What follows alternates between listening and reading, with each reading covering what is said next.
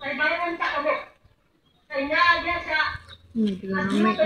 istorya. Taas ang kain guys. 12 minutes. Ito man na ang limitan na. Kung isentin mo kasi. Kung isentin mo kaya nara sa 3 or 4. Ikat.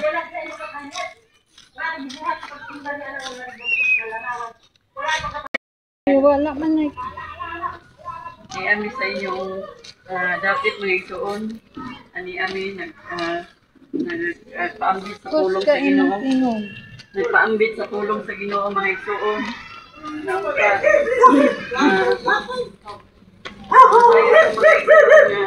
Kaning kalibutan sa libuyan karon. Ambit na ni sunugon sa Ginoo mga igsoon. Kinahanglan sulat kini sa Bible mga igsoon nga kaning kalibutan nga atong gipuy-an karon iya gining sunugon.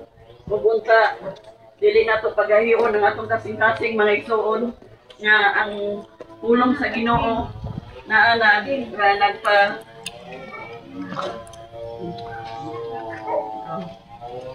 Daniel. Mga igsoon na siya tan-aw sa tulitan karon mga igsoon nga ang tanang tao gusto sa Ginoo nga magkinulsol ang tanang tao mga igsoon. Nasayod pa mo mga igsoon nga kaning ang Ginoo nagpasol siya kanya itong panahon nga nagbuhat siya tao mga igsoon. Nagpasol siya tungod kay nakita sa Ginoo ang mga tao nga dili na gyud maayo. Ani ang mga igsoon unya nakita sa Ginoo nga hilabihan kadautan ang mga tao sa kalibutan o kanunay lamang hilad ang ilang gihunahuna. Nagbasod siya nga gibuhat niya ang tao diha sa kalibutan o nakapasubok kini kaniya. Busa mga igsoon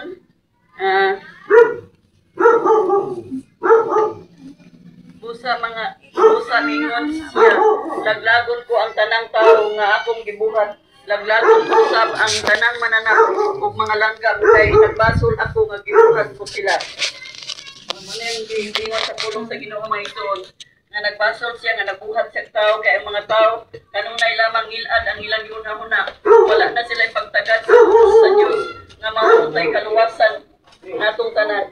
Ang gusto sa Ginoo nga ubiya ta sa sala kanunay ta magayong pasaylo kaniya nga tama sa sala nga nabuhat ang pinusulan kanunay kay mao nay gusto sa Ginoo nga magkinusol ka magkuanta maglikay ta sa sala dili sa magbuhat og sala kay ang tao mga igsoon atong malikayan pero ang Ginoo di nato malikayan ugma sa panahon sa iyang paghukom.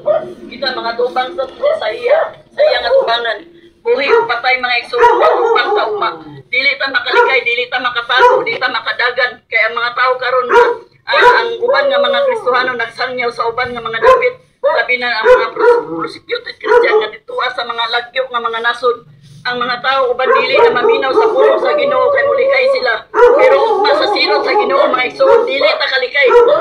Dili ta kalikay, dili ta kadagan bisag asa pa ta mudagan suuka sa kalibutan. Wala tay kataguan mga igsoon. Wala gyud bisan gamay kay kaning kalibutan lingin ra kaayo ni. Akutod sa dunay kinabuhi aning kalibutan makita sa Ginoo, wala dili makita sa Ginoo. Kay grabe kagamhanan ang Ginoo mga igsoon, dili matugtog sa tao ang dahom sa Ginoo. Busa ang gusto sa Ginoo, mubiya ta sa sala, magsinulsol ta kanunay. Dili ta magbuhat og sala. Kay tan-aw niya ang atong mga kasing-kasing mga igsoon, dili ang atong dagway yung niya tan-awon. Ang atong kasing-kasing sa matag usa. Bisan ilawang pata sa yuta magagong mga igsoon, mulikay ta dili makita ta sa Ginoo. Wala tay kataguan aning lugar dito sa tibuok kalibutan tanan suok sa kalibutan. Bisan mutago pa ka sa ilawom sa dagat. Wala tay dili ta maka-exot sa pagsilot ugma sa Ginoo. Wala tay kataguan kaya nga atong pinuhatan. Karon pa lang makita na ta sa Ginoo nga mulikay ta sa iyang pulong. Wala ka nagbali-bali sa iyang pulong. Gusto sa Ginoo nga biyakan na to ang sala. Kanang atong mga puluhaton sa atong panimalay. Wala tay panahon sa pagsimba niya. Kung magsimba man niya dito sa Sumpa Dios, wala pud na niya kahimuti. Ang gusto sa Ginoo nga buhi nga Dios nga atong simbahon. Ug siya ang nagbuhat sa langit ug sa yuta nga mao'y among kalagaran. Kanya to diha migikan pero gitawag mi sa Ginoo. Diha mi sa buhi nga Dios nagsimba. Kanunay mi sa Ginoo nga padaygan nga muna-una. Itulid niya ang dalan kay sa una. Wala mi nangasalaag kay sa una. Wala mi katultol sa iya, wala mi kaila sa iya. Muna karon gibago sa Ginoo nga kinabuhi. Muna nga magpasalamat mi sa Ginoo nga ang among mga buhat karon diha lang mi nakasentro niya nga muna-una. Diha lang nakasentro sa buhi nga Dios. Maunay gusto sa Ginoo nga kita iyang ang tarungon, iyang ayuhon atong kinabuhi ko. Magpaubos ta kay kasing-kasing nga mapaubsanon, mahinul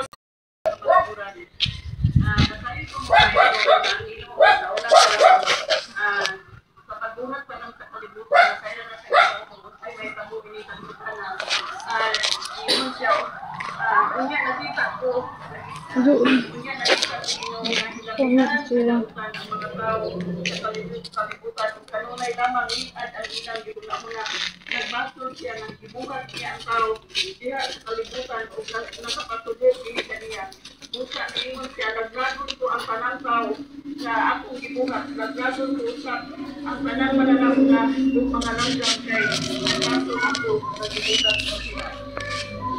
Mga ito, na Ginoo, nakita niya ang atong kinabuhi, nakita niya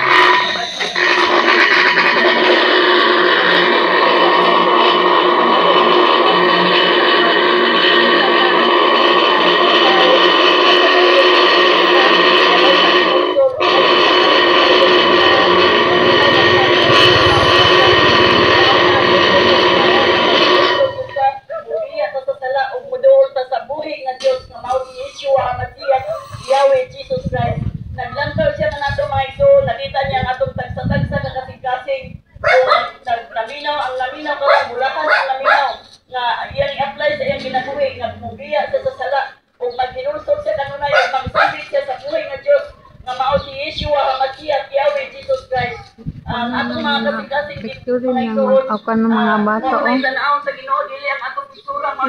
Picture niya ba sa i-upload sa picture ba? Ayaw pagarian yung mga kasing-kasing mga isuon. Busa, pag pinulsog ka mo kanunay, kay hapit na niya hukman ang kalibutan o sunogon niya ang yuta nga atong nakita karon nga atong gipuyan.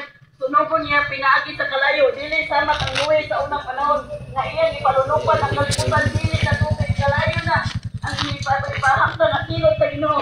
Kung dili ka mubiya sa sala, maapil ka na. Busa ang gusto sa Ginoo nga mubiya sa sala ug maghinursog ka kanunay. Mao na ang gusto sa Ginoo mga igsoon.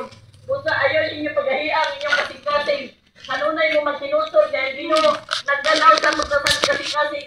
Nadungog niya nga itong mga tingog. Dili lang kaya ang ato lang huna-huna tingog ang iyang nakita. Dakit ang atong binuhatan dinhi sa kalibutan. Mga igsoon, kaning among gisulti dili ni nga amo-amo lang gikan ni sa Biblia kay kaning Biblia mao ni ang labligan sa Ginoo nga bilin niya kanato. Busa mga igsoon, ayaw mo pagduha-duha nga mosapi sa Ginoo. Kay ang Ginoo nga magisimba buhi nga Dios. Kung bago niya itong mga pag-ampot kanunay, kung maghinulsog ta o mobiya ta sa sala. O, salamat mga igsoon. Mao niya akong ipaambit kaninyo mga igsoon unta i-apply ninyo sa inyong kinabuhi. Salamat mga igsoon.